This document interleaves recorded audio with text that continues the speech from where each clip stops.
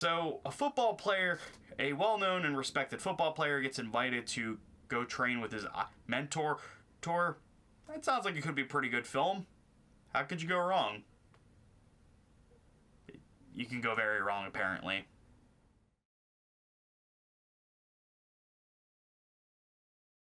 What a disappointment. Hey, what is up, guys? It's me, Sam Nova 198, and welcome to another movie review. And today I'm reviewing the brand new horror football movie, Him, directed by Justin Tipping and produced by Jordan Peele. There's been a lot of confusion with this movie. A lot of people think Jordan Peele directed it. He did not. He produced it with his studio Monkey Paw Productions.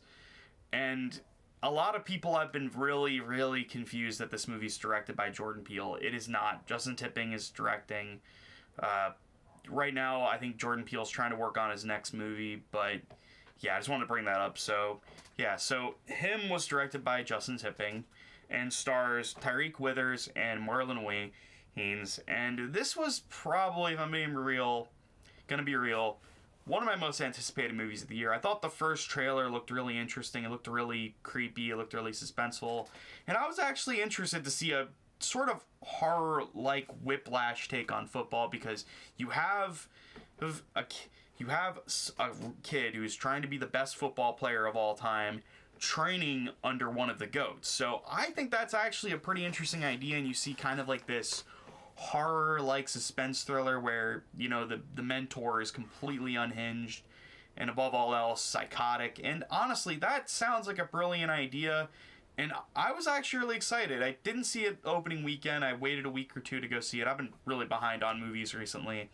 But anyways, I watched it yesterday, and what did I think of it? Let's talk about the story.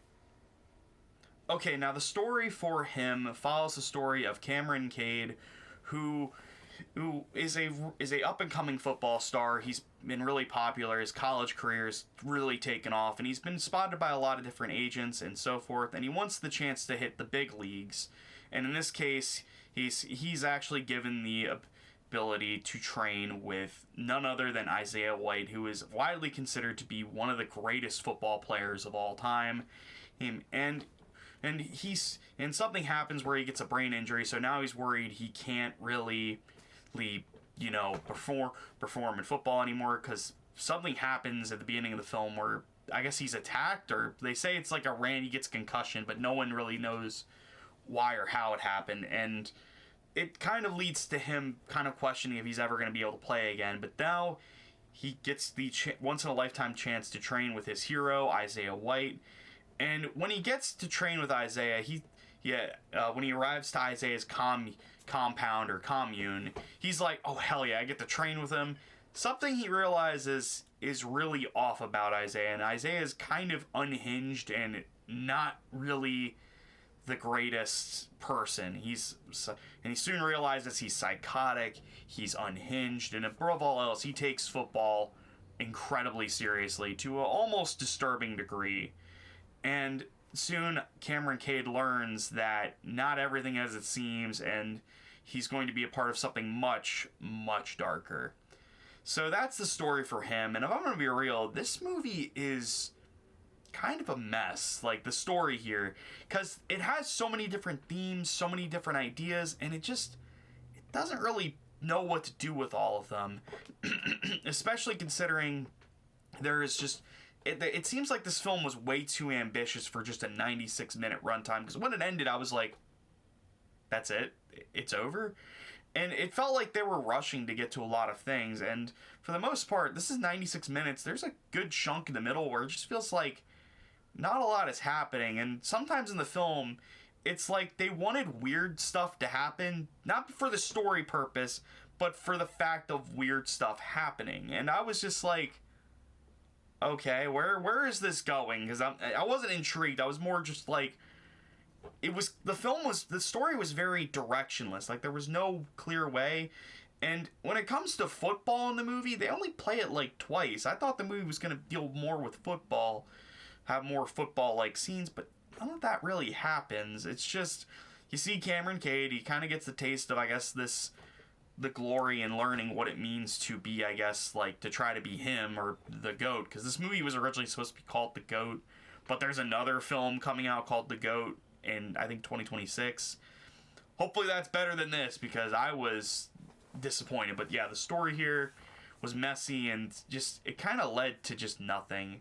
And it has so many just themes of just like, yeah, it's just like kind of religion and like cult-like status. It's just, they even say at one point, it's like Isaiah White's fans are like a cult almost. And it just, yeah, it's just not that, you know, it's just not like that great. And also there's some pretty cringe moments.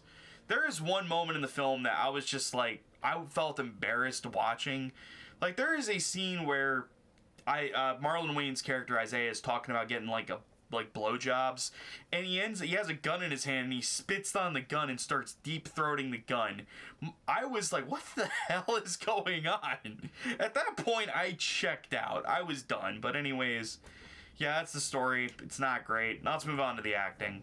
Okay, so when it comes to acting here, I think it was okay. I thought the guy, that Tyreek Withers, am I saying his name right? Hold on one sec. I gotta make sure. Yeah, Tyreek Withers, my bad. And I thought he was alright. I thought he was like okay in that, what was it, I Know What You Did Last Summer remake that nobody asked for. I thought he was okay in that, but here I felt like he got more of a chance to shine. I thought he did an alright job, you know. He was alright. I thought Marlon Wayans did the best he could with the material he was given. He can play, you know, insane characters, but I just thought here he just seemed like he didn't know exactly what to do, and that was really disappointing. Like, he wasn't given enough to work with, because I feel like when you just show someone being insane, and it's like when he's like being more unhinged and being insane, I feel like they didn't go far enough with it. Like, yeah, you get that one scene where he simulates giving a blowjob to a gun. Okay, I don't know. It felt like they were really trying to work with what they had, and I'll give them credit. They did okay with what they were given, but sadly, it can't really save the movie. Now let's move on to the horror.